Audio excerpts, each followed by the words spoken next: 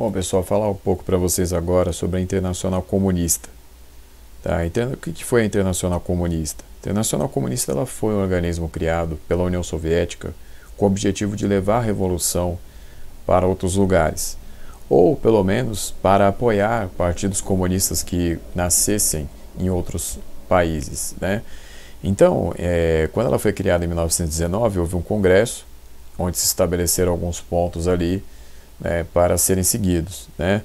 Bom, e aí, nos anos subsequentes, né, haveria os outros congressos da Internacional Comunista, né? Então, por exemplo, em 1924, no congresso acontecido naquele ano, foi finalmente ali reconhecido o Partido Comunista do Brasil, né? Então, porque houve uma série de confusões ali, desde o nascimento do partido aqui no Brasil em 1922, só em 24 ele foi reconhecido, né? Enfim, então a Internacional Comunista tinha esse objetivo. Só que o que acontece é o seguinte, é que vai ter um ponto aí aí eu entro na parte que vai ter a ver com o Brasil, que é o seguinte: na virada dos anos 20 para os anos 30, acontece um movimento de afastamento, né, do Bukharin. E o Bukharin ele acabou sendo o segundo líder da Internacional Comunista, né, porque o primeiro líder tinha sido Zinoviev. Zinoviev acaba sendo retirado da organização em 1926, né? Ele perde ali a sua posição. Aliás, ele é retirado da direção, né, como secretário-geral, e o Bukharin entra no lugar. Só que o que acontece cada vez mais é que o Bukharin ele vai entrando numa rota de colisão com o Stalin. Então o Stalin ele vai acabar tirando o Bukharin ali da direção também da Internacional Comunista. E aí, na virada dos anos 20 para os anos 30, o que vai acontecer é uma ideia de lançar uma ofensiva contra qualquer colaboração com a social-democracia europeia ou a social-democracia que esteja em outros lugares. Então a social-democracia em alguns momentos vai ser chamada de social-fascismo, né? Então, num momento ali, estavam acontecendo já várias rivalidades entre os social-democratas e os comunistas. Na Alemanha, por exemplo, aconteceu isso. Então o Partido Social-Democrata da Alemanha tinha se tornado um rival do Partido Comunista. Eles trocavam farpas, né? Eles não eram ali partidos que tinham relações amistosas. Esse é um ponto. Outra coisa foi que em 1928 aconteceu o caso Shakhty, né, na Rússia soviética, né, na região do Donbass. O que foi isso? Esse caso Shakhty, né, que às vezes nos livros aparece lá como Affair Shakhty, né, acontece ali uma espécie, né, de denúncia contra uma suposta conspiração de 53 técnicos, né, que trabalhavam nas minas do Donbass, né, nas minas de carvão. Então o que vai acontecer?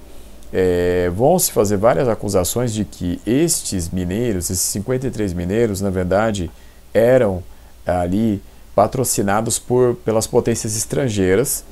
Então, dessa forma, o objetivo deles era prejudicar a produção na União Soviética, né? Prejudicar os planos quinquenais, por exemplo, né?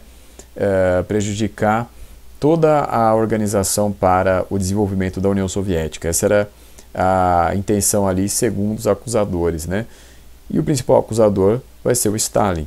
Então, a partir dessa ofensiva contra esses mineiros, vai ser um argumento, então, que vai reforçar essa ideia de não colaborar com a inteligência, né, ou com os estratos médios da sociedade. Isso vai se expandir para outros países também que tivessem ali alguma presença da Internacional Comunista. Bom, como estava colocando ali a ideia de não colaborar mais com a social-democracia, né, vai acontecer disso chegar na América do Sul.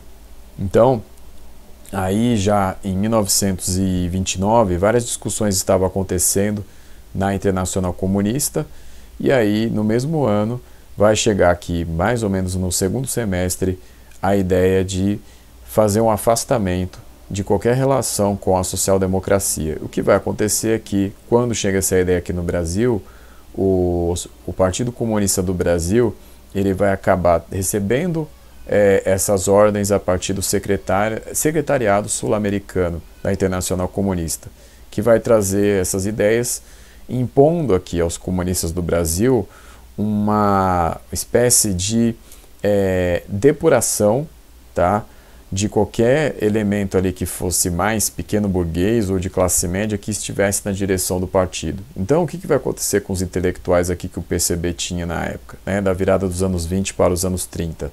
Então, por exemplo, Astrogildo Pereira vai ser afastado da direção do partido, Otávio Brandão também vai ser perseguido, né? Depois Leôncio Basbaum vai ter problemas. Então eram 3 integrantes ali importantes do Partido Comunista do Brasil que vão sofrer. Por quê? No fundo, o que estava acontecendo? A stalinização do movimento comunista internacional, né? Então a Internacional Comunista ela acabava sofrendo reflexo disso, né? E aí o que acontece aqui é que os militantes que já sofriam bastante perseguição policial, bastante repressão, então tiveram a repressão lá no governo, né, do Arthur Bernardes, tiveram repressão no Washington Luiz, tiveram repressão aí no governo Vargas, vão ganhar esse acréscimo aí, que é esse problema dessa stalinização do movimento comunista, né? Então, o que acontece? Vai começar uma ideia que é a do obreirismo, né? Então, para ser da direção do Partido Comunista do Brasil naquele momento, precisava-se ser operário, trabalhador manual. Então, até o Basbaum, né, nos seus livros de memórias, né, ele relata isso, né, Uma Vida em Seis Tempos, né, ele fala disso, que ali era a ideia de ostentar a sua condição de proletário, de trabalhador, e que os homens aí das camadas médias, né, os intelectuais, não poderiam mais participar da direção, né? Então esse foi um reflexo que aconteceu aqui no Brasil dessa movimentação toda na Internacional Comunista que vinha de cima, né? Então o que acontece? Então era mais um elemento aqui para prejudicar a atuação dos comunistas. Bom, isso é uma das coisas, né? Os anos vão passando aí nos anos 30, em 34 o Dimitrov vai ser eleito, né? O búlgaro, o Dimitrov, que foi eleito aí presidente, aliás, chefe aí, né, da Internacional Comunista, né?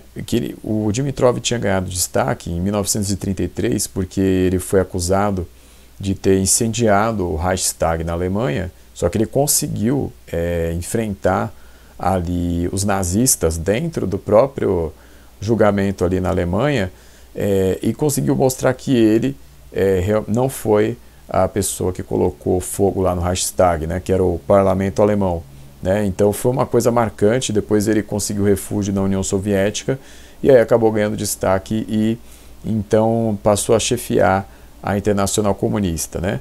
Bom, o que acontece, né? De 34 para 35 tem os preparativos para o 7º Congresso da Internacional Comunista.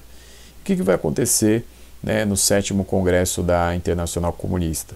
Vai se chegar a uma ideia cada vez mais forte das frentes populares, das frentes, né, de união aí com qualquer partido aí que estivesse mais alinhado com o ideal de combater o fascismo, né? Então o antifascismo ali já estava presente, né? Então a ideia de frentes populares, então isso vai ser muito forte na França, vai ser forte também no Chile, né? Vai acontecer. O que acontece? Havia delegados brasileiros que iam ali colocar informes para o 7º Congresso, que vai se realizar em 1935, né? Então um desses homens vai ser o Antônio Maciel Bonfim, que era aquele conhecido como Miranda, né? Então Antônio Maciel Bonfim. O que acontece? O Fernando de Lacerda também vai ser outro, que vai estar presente aí, né, para dar esses informes, né, do que acontecia no Brasil lá para os soviéticos na Internacional Comunista. Bom, o que acontece aqui, os delegados da Internacional, né, então tem lá um chinês chamado Wang Min, né, que vai ser um dos homens que vai falar, o Dimitrov também vai falar, que é o seguinte: o mais importante em qualquer movimento mundialmente seria conquistar o apoio das massas populares, então o apoio dos trabalhadores, o apoio dos camponeses, né?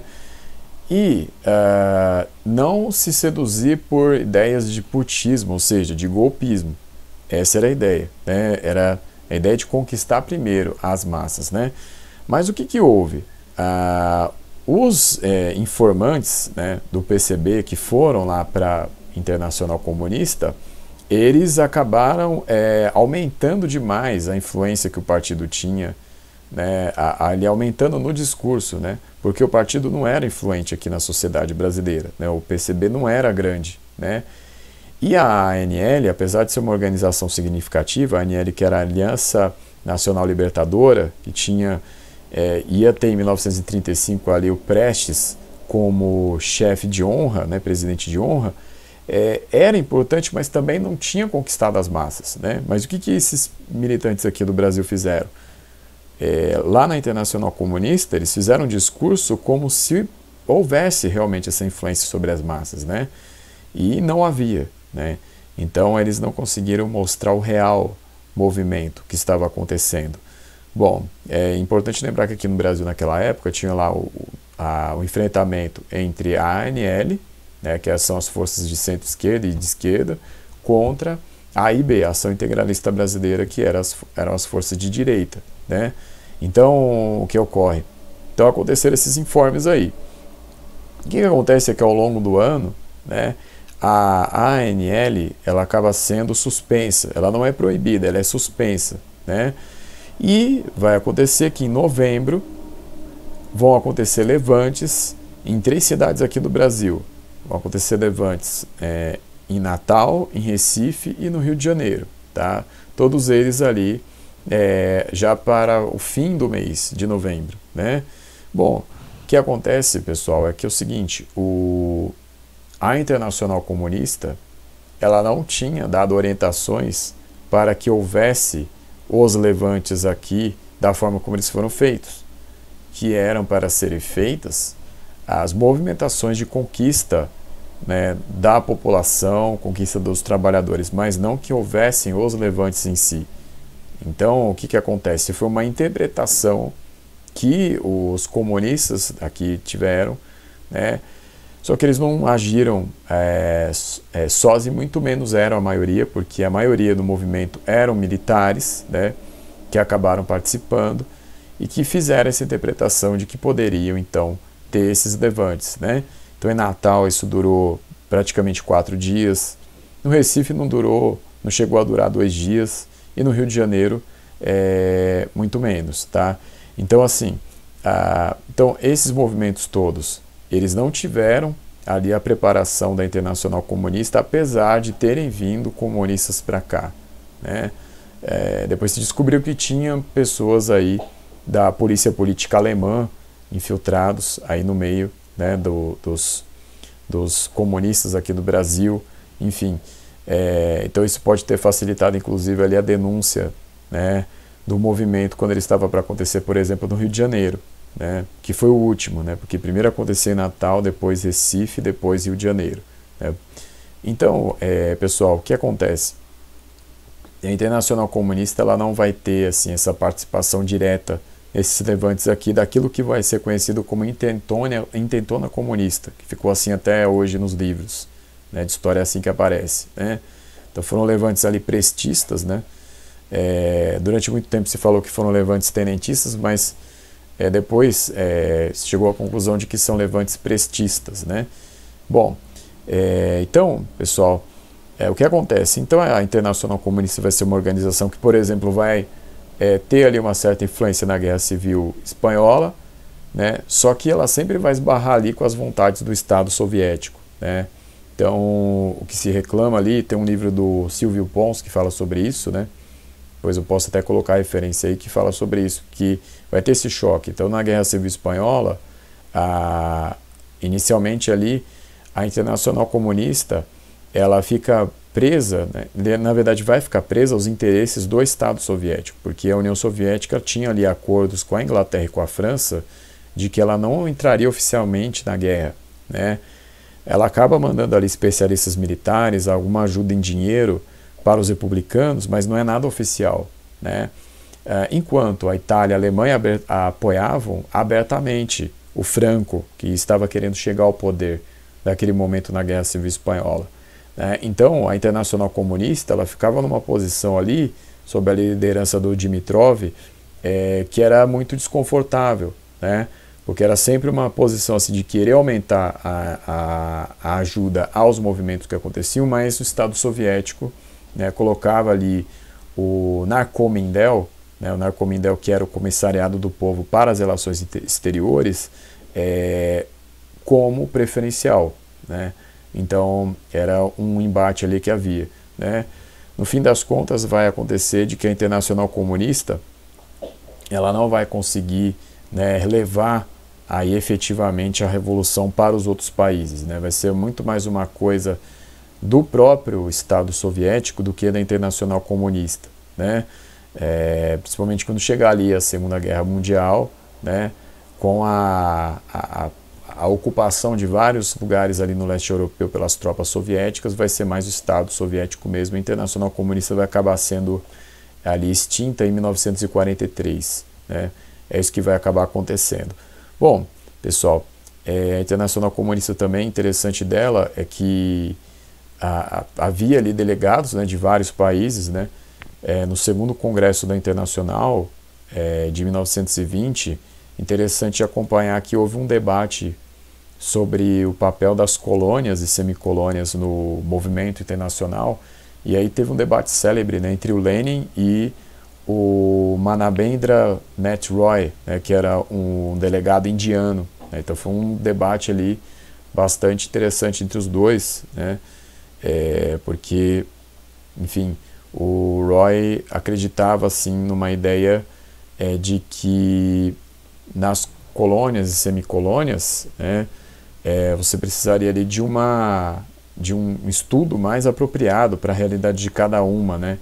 Enquanto o Lenin já pensava em uma outra situação, né? Numa situação mais que tinha a ver com a própria Rússia mesmo, né? O Roy queria uma adaptação para as realidades locais, né? Que essas realidades locais precisariam ser levadas em conta para você falar da revolução nesses países, né? O caso da Índia, o caso da China, né? Então, foi um debate interessante ali que aconteceu, né?